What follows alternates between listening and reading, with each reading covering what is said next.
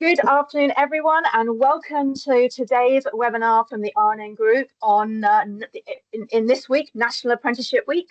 This is on how to support your apprentice with functional skills, i.e. English and maths. So National Apprenticeship Week is a big deal here at the RNN Group. We have had webinars on Tuesday and today.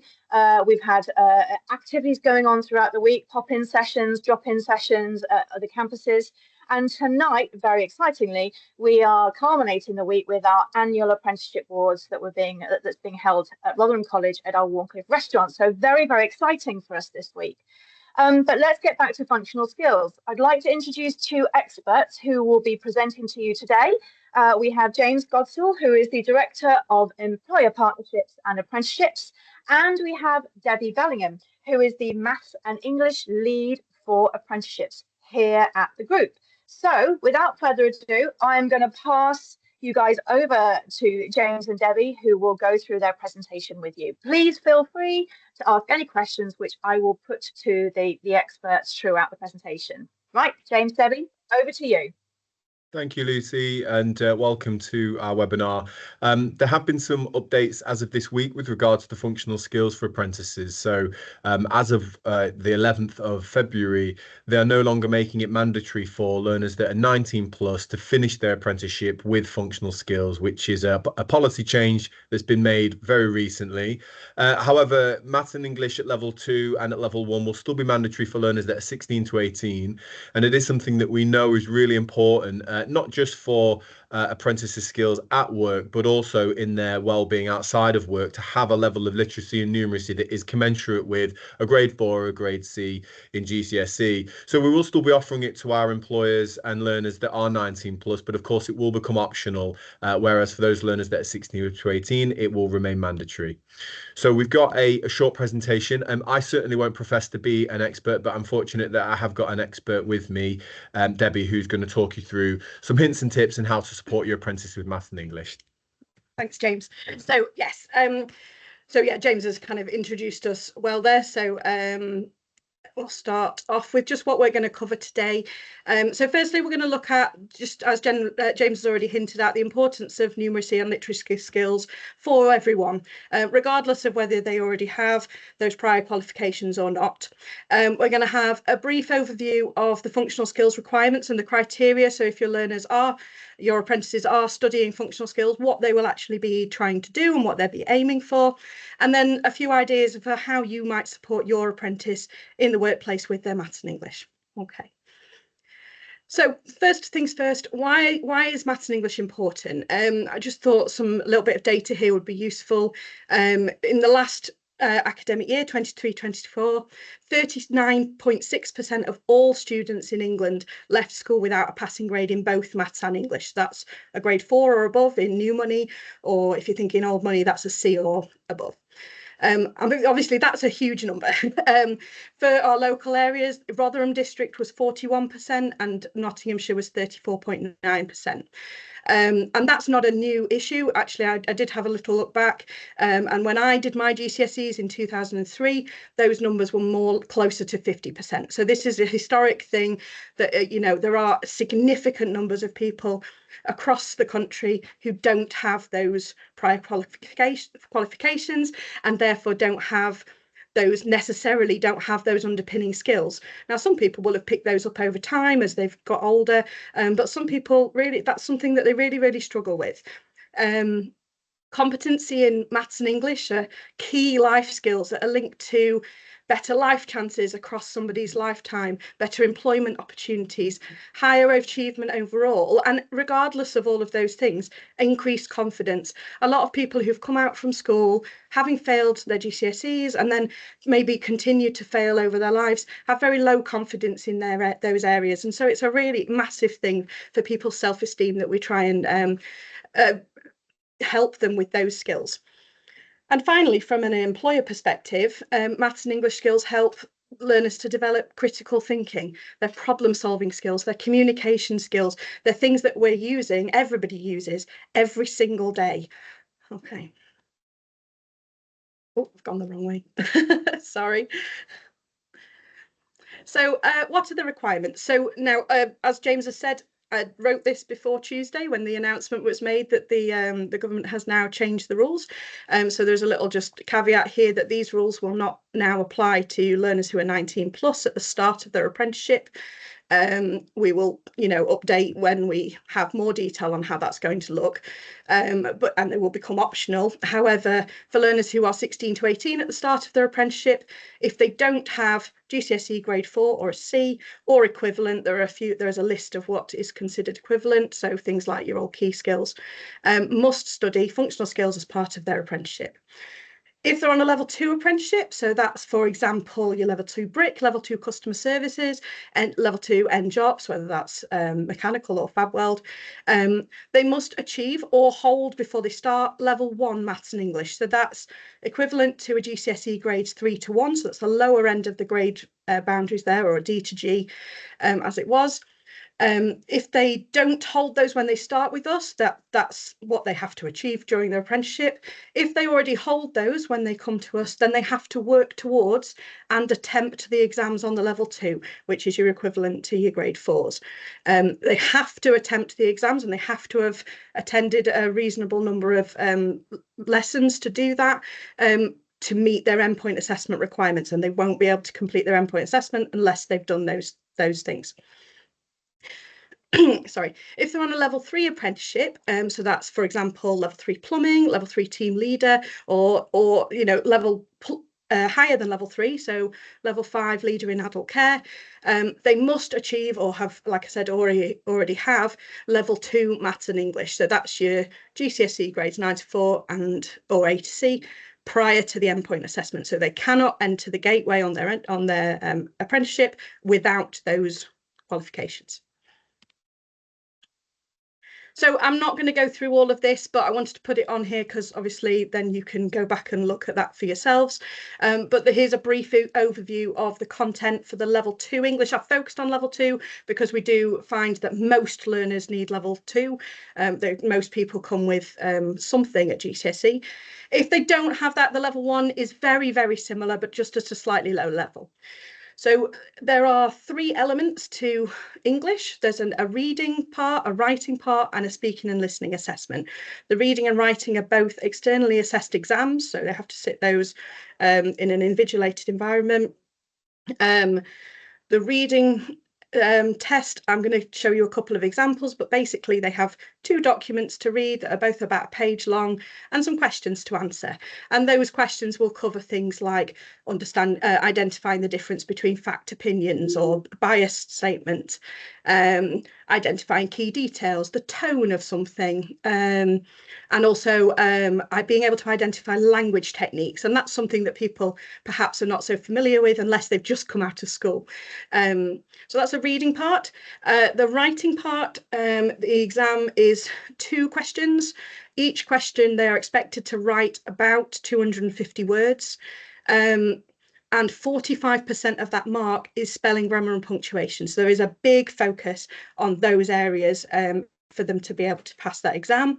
However, they're also looking at how well they, do they lay out the written work appropriately for the example, for the task. So if it's a letter, it should be written like a letter would be, with the addresses and appropriate openers and closers.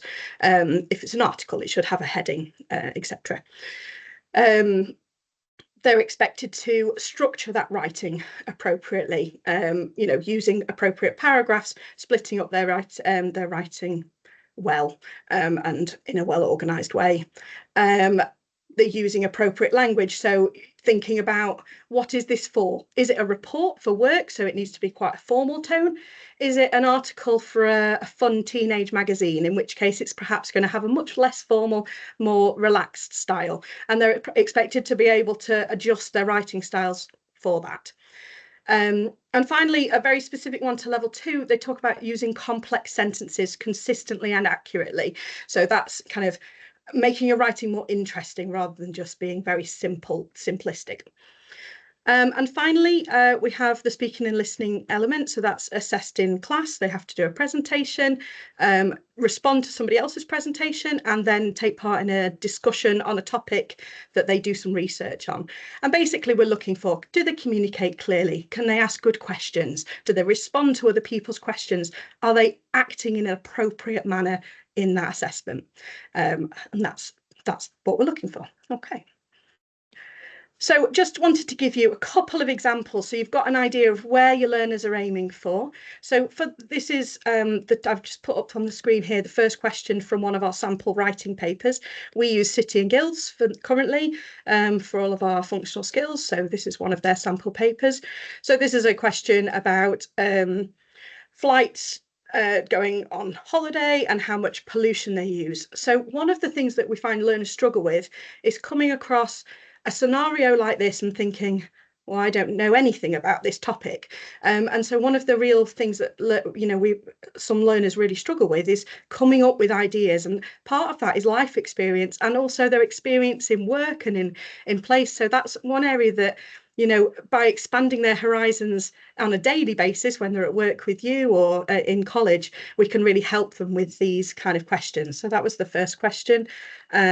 And then the second question from the same paper is to write a formal letter to the management of a marketing department for a work placement that you've had. We do tend to find that the questions are often quite set up around younger people who are just leaving school, which actually with the change of rules kind of works well. We do find that sometimes adults feel a little bit distanced from those questions because, it's out a bit well out of their experience, their current experience. So you can see that they give you some bullet points and they usually do that to give you kind of hints of things that you might cover. And they've got some details here on who we're writing to, so we can put in those details.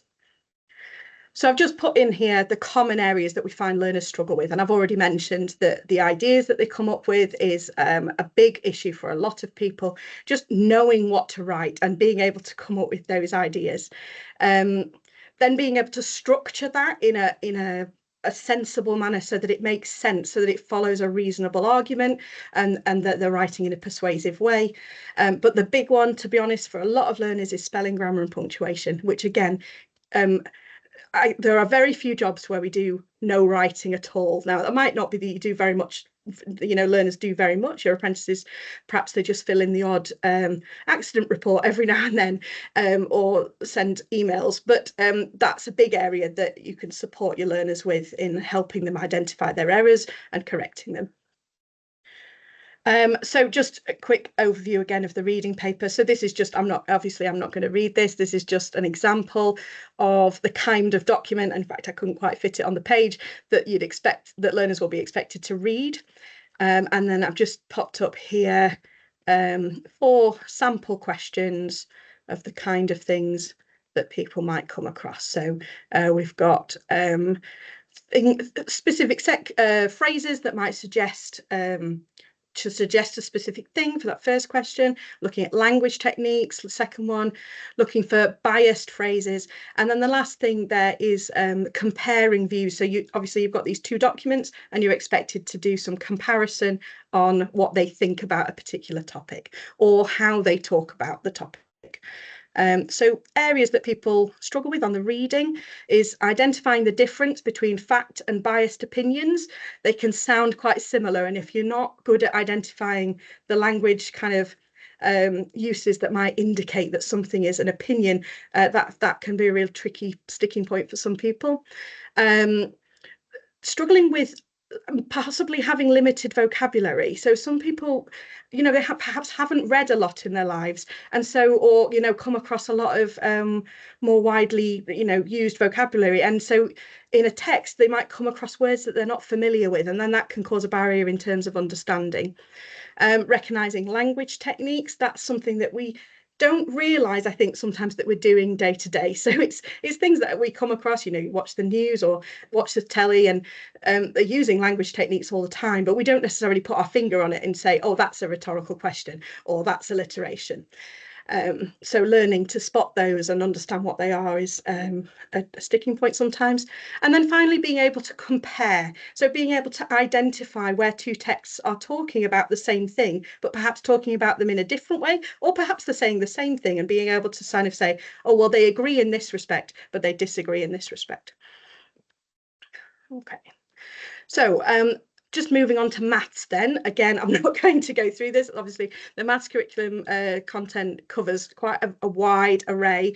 It's not quite as much as is covered by the GCSE maths, but what we find is that the learners are expected to use it in a much, because it's applied into scenario-based situations, the learners have to really understand what it is they're doing. They can't just learn a process and then regurgitate that in the exam. They have to understand why they're doing what they're doing to be able to apply it. So we've got one exam for maths. Now it is split into two parts. So it's split into a non-calculator section at the beginning and then a calculator paper. Those are do have to be sat at the same time. It's not two separate exams, and the final grade is just an amalgamation of the two. We tend to split up the topics into four main sections. So you've got use of number, which is just calculating things without a calculator, ratio, formula, that kind of thing. Fractions, decimals, percentages, which kind of speaks for itself.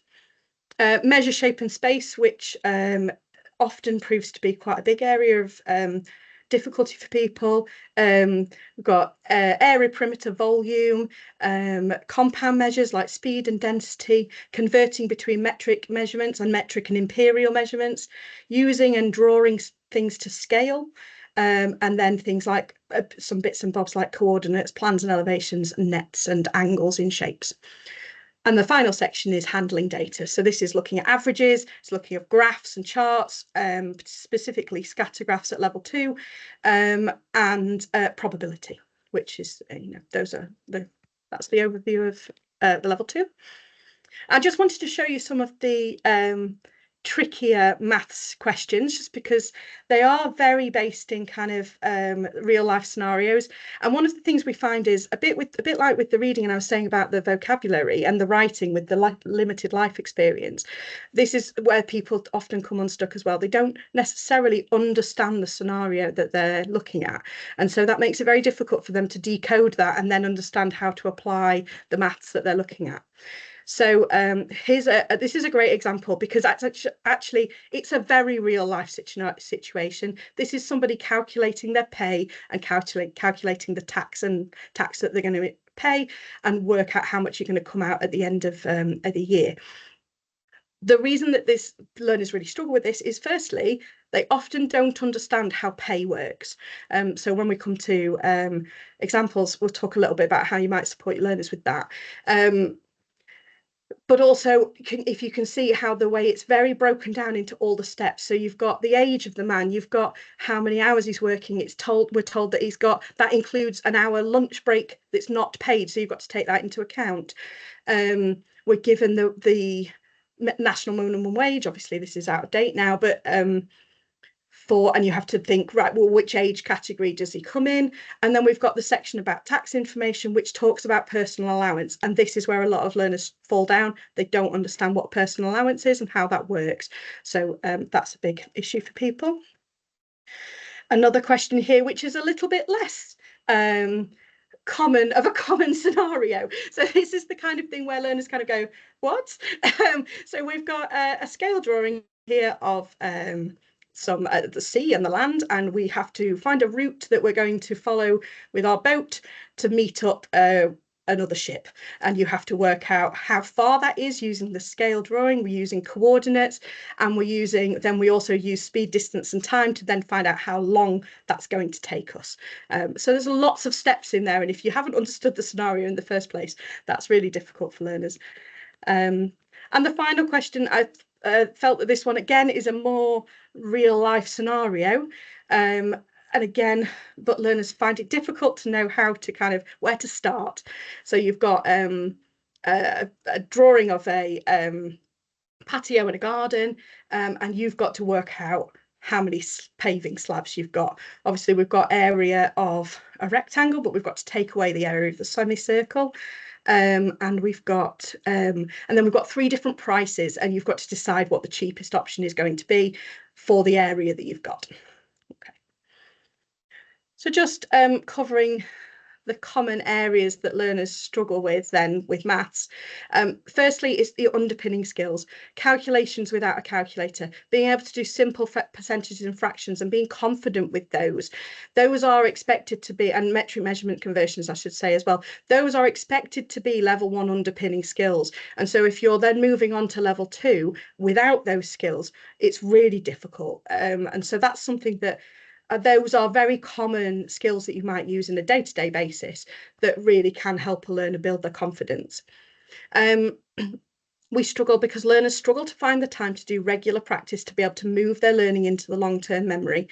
Some of this maths is not stuff that they will be using every day. And so that means that it's much harder to really get to grips with it and keep it in your long-term memory in order to be able to sit an exam or use it on a longer term basis. I've already said about decoding problem solving questions, it's just really difficult for a lot of people, either because the language is hard, because the scenarios are unfamiliar, sometimes just because the volume of information that's given is overwhelming and people just don't know where to start. And we've talked about being unfamiliar situations. So moving on then. So how can you help? As employers, what can you do to support your learners? So every workplace is going to be different. Every workplace will use maths and English in different ways. And I am in no way an expert on, different people's workplaces. I can tell you about the maths and English, but I'm just trying to give you some ideas over the next couple of slides on what you might come across that you might be able to help with. But in the end, you will know for yourselves, or you might think, oh, actually, we do this, and that's a really good use of maths. So first one I've put on here is attendance at classes. So if your learners are needing to do functional skills and are needing to pass, or are working towards that and attempting it, you checking up on your learners attending, following up with concerns raised by college staff is really important, because the learners need to know that you value this as well as us, and it's not just kind of a tick box exercise. Otherwise it kind of loses its value. Secondly, you give them your time and your support. So give your apprentices time to practice their skills. That might be if you can give them a bit of time to practice what they've been learning in a lesson, or maybe it's, oh, I've noticed that you struggle with measurements or percentages. Here, let's have a practice. I'll give you this, find this website or whatever. And you can practice your skills. If you want any suggestions of websites that might be helpful, then please do shout. But things like BBC Bite Size, there's loads of stuff. YouTube is obviously a wealth of information. It's easily findable. Point your apprentices in the direction of that. And the other thing is making sure that your apprentice has someone at work that they can ask for help with numeracy and literacy. That might not be their normal mentor for the rest of their apprenticeship, because perhaps, we're being realistic. Not everybody is confident with maths and English, even if they're supporting apprentices. So find somebody in your workplace who is confident, who would be able to help them if they're stuck with something or feels confident to explain things. And finally, look for ways that you can embed maths and English. We all use different maths and English. Think about how it applies to you. Support them in these kind of day-to-day things. Perhaps give them opportunities to shadow in a specific situation where lots of maths and English is being used, or give them hands-on practical experience and practice. So I've come up with 3 kind of overview examples of different workplaces. Obviously, as we've already said, every workplace is different, but these are some things that you might come across more commonly in different ones. So the first one is an office environment. And fairly obviously, emails. If you work in an office, we all know emails fly backwards and forwards all day, every day. Supporting our learners to ensure that emails are professional in tone. So, there's a very clear line sometimes it can be an unclear line about what is appropriate and inappropriate to put in an email.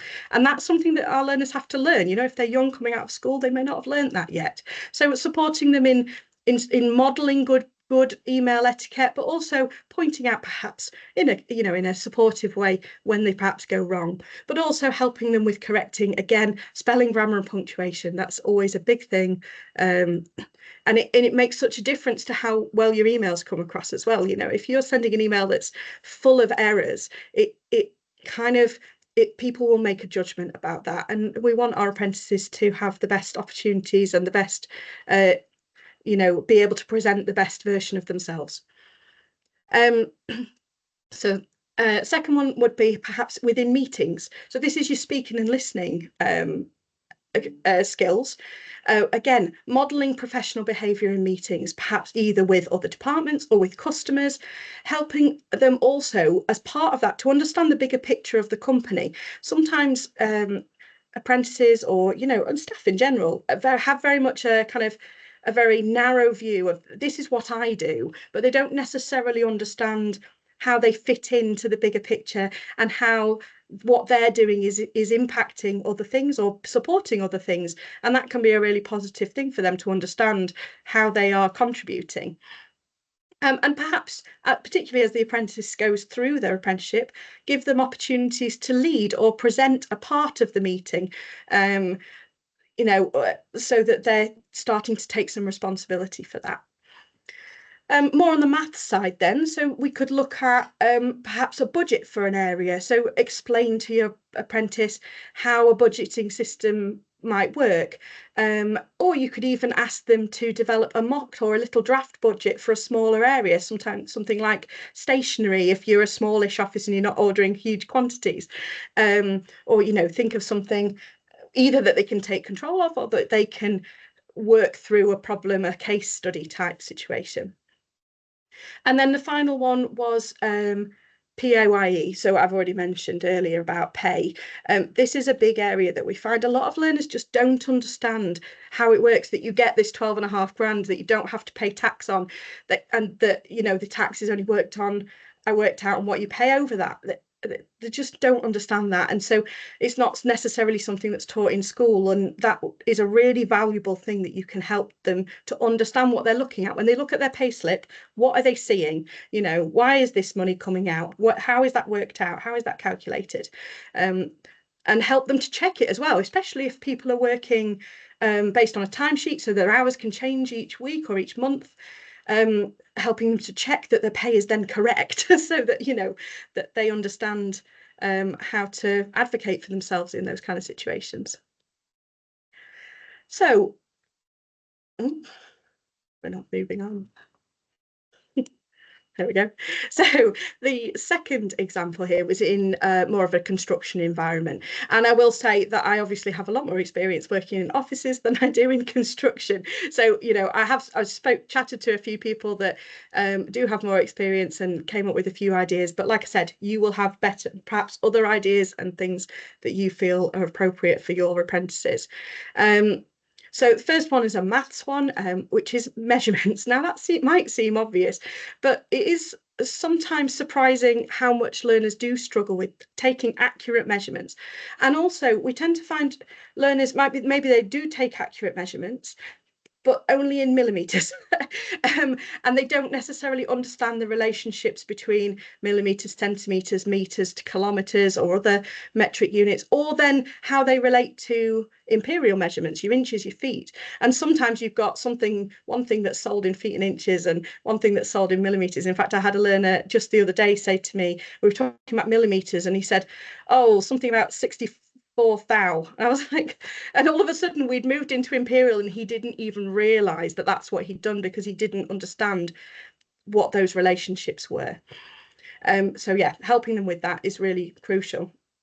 Again, we kind of talked about meetings in the last one, but dealing with customers, modelling and engaging apprentices in speaking to customers and communicating in that professional manner that you would expect, say, whether that's private customers or whether that's bigger, companies, if you're dealing with on big sites and that kind of thing.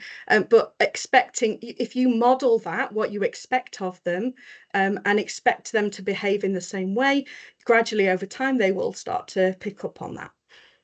The third area was in perhaps report writing, so support apprentices to write things like if there's an accident report that needs completing, a health and safety report that needs completing. Make sure that those are completed to a high standard, not just kind of a couple of lines scribbled down. Help them to proofread that, help them to check for spelling, grammar and punctuation. You know, even if they're only writing a paragraph, we can help them to write that really well. Yeah. And the final one is on ordering material. So planning a job, getting a learner involved in the process of thinking about what is a job going to need and what do we need to order in advance? What will we order partway through? How much is that going to cost? What, you know, how much would the VAT be? Perhaps even as we're getting further on into the apprenticeship, give them an opportunity that they can plan an order that you perhaps would then check afterwards, but it gives them that opportunity to take control of something themselves and really kind of develop their skills in that area. So then my final example was more of an engineering situation. So firstly, this is where formulas can come into use far more often than they do in perhaps some other environments. So one learner said to me about he'd been given a formula for programming a laser cutter, but he didn't really understand how the formula worked. So really supporting learners, if you're giving them something like that and saying to them, right, you need to use this, make sure they understand what it is that means and how to use it to therefore program the machinery correctly. Make sure that they understand things like the order operations, make sure they understand how substitution works, because they don't necessarily, don't assume that learners have these skills. The second one was about reading and understanding policies and risk assessments.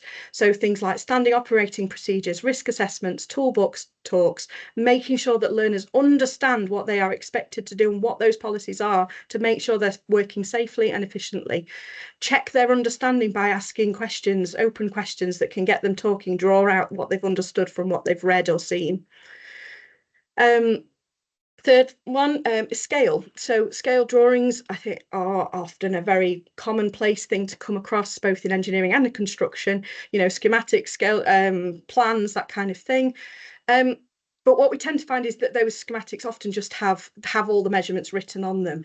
But helping learners to understand why those things are the size they are, that it's to proportion, help them to understand, oh, okay, so we've used this scale, so that means that's why this is this size on this picture, you know, help them to actually be able to do the calculations to convert them. So if you did have a scale drawing that doesn't have measurements on, can you deal with it now, or is it now just a picture?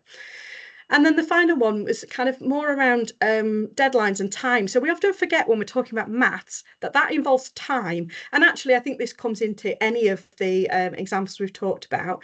But helping learners or involving learners in the process of planning work to meet deadlines, set timescales, can be really helpful for them to understand how decisions are come to, how deadlines are set, and being able to kind of plan that stuff in.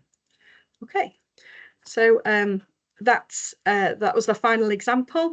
I've just put our contact details on the end here, so if you do have any questions additionally, you can get in touch with either myself or James, and that's it. That was incredibly informative, Debbie. Thank you ever so much. We don't really have any questions in the chat. I think that a lot of what you've included in there is really interesting. I especially like to learn about some of the areas that learners needed extra help with, like the differentiating between fact and bias. That's really interesting.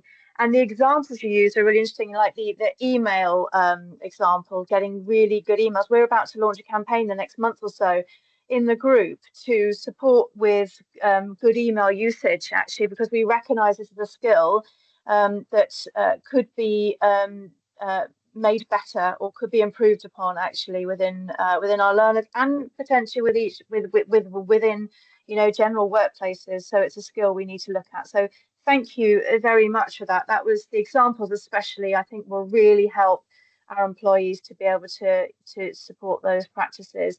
And for parents to be able to support with attendance. It's really important that you mentioned the attendance. And I was just, while you were actually talking about that, I just went on to the DFE to look at statistics in terms of attendance and achievement, and they are ever so much higher. The more you attend, the more you achieve. So there is a direct correlation there. So thank you for highlighting that, especially. That's something both employers and parents and carers can help with. So thank you. So just before we end the webinar, it's really for me to say thank you everyone for tuning in. These will be live on our website and will be sent out to you as well if you registered and couldn't attend. So thank you for tuning in after to listen to this. We have some webinars coming up actually after half term, so Tuesday the 25th. It's going to be on the new Higher National Flex courses that we're going to be providing. So that's on the 25th of February in the evening. So if you're interested in our higher education offering, then please do tune into that. And then we have obviously National Careers Week commencing the 3rd of March. We have a webinar on skills from employment that will be including a lot of the examples that Debbie has mentioned today, into emails and meetings and those skills that we need, as well as higher skills for learners that week too. So thank you, James and Debbie, for all of your work on the presentation today, and Debbie for presenting it. That was absolutely brilliant. A huge help for our employers. Thank you all for tuning in and for listening to all of those great expertise that Debbie and James shared. Yeah, have a wonderful rest of the day, and thank you. Bye-bye.